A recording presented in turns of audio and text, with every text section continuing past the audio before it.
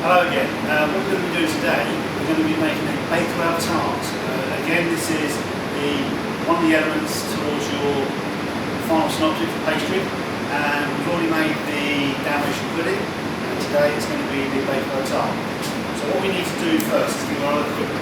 So what you are going to need is a baking ring, baking tray, a rolling pin for your pastry later on. You are going to need a bowl to mix the ingredients in, and a sieve. So, having said that, let's get started. So these are pre-weighed, so the recipe's all in the book, so I do encourage you guys to use your book still. Recipe weights are exact, so please remember to, when you are weighing, remember the weight of the bowl as well. So, first things first, we're going to sieve our flour. So really we're sieving our flour, not to put any air into it, just to take out any foreign bodies, should there be any in there. Could be a stone, anything like that. So give it a good sieve, and then all we're doing, a pinch of salt in there. Sugar, 50 grams of sugar goes in there. We've also got our butter. Butter is 125 grams of butter. There's quite a lot of butter in this pastry, and it is going to be a sweet pastry we're making. So therefore, you can't really mould this as you would do for short crust pastry, but it does work well for you in other ways. It's very forgiving, for example, if you do roll it out, it doesn't work very well and it rips, you can patch this really well. So all I'm doing at the moment, I'm cutting up my butter into smaller bits, and what I've got in the bowl, you've noticed I've got my flour, I've got my sugar, and I've got the butter. I've got the sugar in there, and what it does is it assists the butter breaking down. So there, just my lumps of butter in the bowl with the sugar, and now just use my fingertips. You guys have done this before with me and with Andy, and we're just going to rub the butter into the flour, and we're looking for a breadcrumb texture. So just keep rubbing between your fingers, and it will break up. So it takes a little while, so take your time on this part, because if you don't break the butter up, and then when you come to make the pastry and you come to roll it out, as it's cooking, you'll have pockets of butter that just melts, and you'll have holes in your pastry. And if you've got a filling of any type, it's just going to run out. So you must make sure you take a little bit of time on this part. And all I'm doing now, I'm going to incorporate now, so basically what I'm doing, I'm picking it up, and I'm just rubbing it slowly between my fingers, not your palms. Your palms are the warmest part of your hand. So just your fingers, just keep picking up, and then just keep breaking the butter up as you've been doing already. And we're looking for little bits of butter, flour to resemble breadcrumb texture. So as I say, what does the sugar actually assists in the breaking down process. It acts a bit like sandpaper in there, and it grates against the butter and the flour. So just keep persisting in breaking this down. I'm sure it will happen, you just have to be patient with it. And just run it between your fingers. Just keep doing this process, and you'll end up making a good pastry.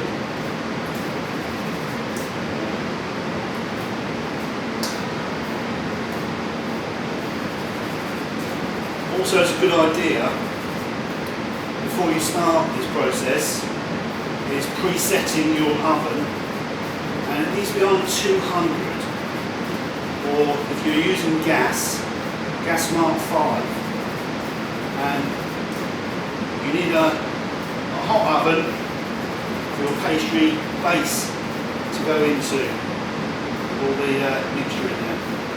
And that way what it does, our baking sheet, which we've got already as part of our equipment, that heats up and assists cooking the bottom of your pastry. So therefore you don't end up with a soggy bottom of your pastry. Okay, it's not far away now, it's just come together. A few lumps still in there. But this part but this process should take you around about 10, maybe 15 minutes to do this. So, you know, don't rush this. You want to end up with a good pastry. Now you notice also there's only 3 ingredients in it at the moment. You've got flour, sugar, butter, and and salt. So the binding ingredient for this is just the egg. So we're going to put an egg into this in a minute to bring this together, and this will be your sweet pastry made. It's really important once you've made our pastry that it is put into the fridge to rest. Some of you have got hot hands, some of you have got cold hands, but either way, you should put it into the fridge to rest it. Because what it does, it sets the butter again in the pastry. Because don't forget this is going to go in a hot oven. Okay, so this is coming together quite nicely. If you look at that now, it's coming together to make a breadcrumb texture. I'm about 3/4 of the way there now, so a few more minutes and I'll have my breadcrumb texture.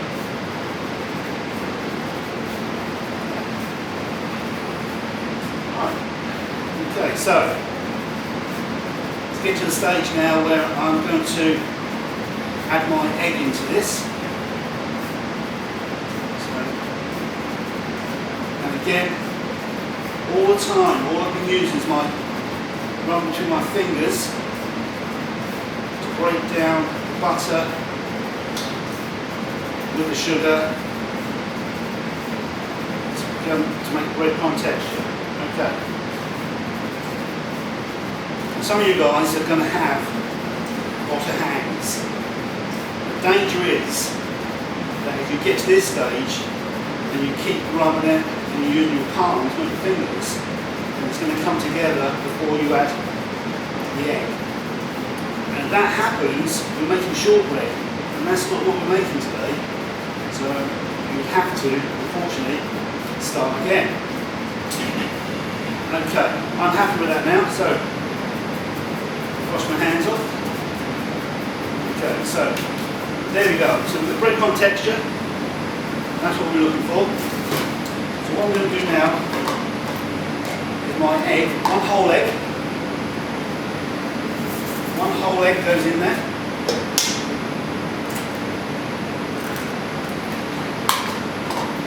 And you can use your fingers or you can use a fork, knife, whichever, to start it off. But unlike what I've been telling you just now about not using your palms, if they're almost by your hands, now I actually want you to use your palm to bring this together. So just start now, bring it together, and we're looking for a nice, ending up with a nice clean bowl. So just roll it around, get the egg incorporated into the mixture here, and then what we're going to do is start bringing together. And I say, with your palm to your hands now, start pushing and start moulding into your pastry. And it will come together. And I know some of you have got cold hands now. This is the palms you're looking at, all the part of your hands as your palms. So just keep moulding it. And you can see what's happening on, it's coming here into large clumps. That's it. So just keep moulding it. And I'm just using one hand, but you guys, because I'm trying to show you on camera, you guys are going to use both hands. So what happens is it comes together. Now ended up with a nice smooth pastry, like so. And that is your base for your ring that you can make. So this needs to go into the fridge. So cling film it. Cling film into the fridge. And then that stays in the fridge for 15 minutes. So what you end up with is a nice smooth pastry which has been put into the fridge, been rested, it's gone firm again now. So now we're going to actually roll our pastry. So really important. For this part you're going to need some flour for the desktop, you're going to need a rolling pin, and you're going to also need your baking sheet and pastry ring. Okay. One other thing that's really important, and I cannot stress this enough, is that this pastry likes to stick. This pastry likes to stick to the work surface. So you must put a little bit of flour on there. So now I'm going to not stick to our desk. You want a little bit of flour on top, and you want some flour on the rolling pin. And gently start rolling with even pressure, and then turn it on quarter. Roll it out. So we're looking for a circle that comes up the sides of the ring as well. So again, just a little bit of flour, not too much flour. We don't add more ingredients into our pastry, but we just need it to stop sticking. Again, pick it up gently, move it around. Now I said to you earlier on, this pastry is very forgiving. So if it does rip, if it does tear, if it does break, don't panic, because we can patch this quite easily. So again, all the time you're moving it, you're manipulating it around, it won't stick to your desk. If I was just to leave it, roll it, roll it, roll it, I can guarantee it will stick to your desk. So please make sure you do this process where you roll it a few times, and move it around, and then just even rolls of your rolling pin to make a nice, even pastry. So what I'm looking for is, obviously it goes in the middle, but I want it to come up the sides as well. So I'm quite happy with that. So this is now going to go onto that. The way you do this, a little bit of flour on your rolling pin, pick your pastry up using the rolling pin, like so. Bring your tray in, and then we're just going to let gravity do its thing. So be quite quick with this, let it go into the mould, the ring. You do not need to grease the rings on this because there's so much butter in the pastry, almost a self-greasing process.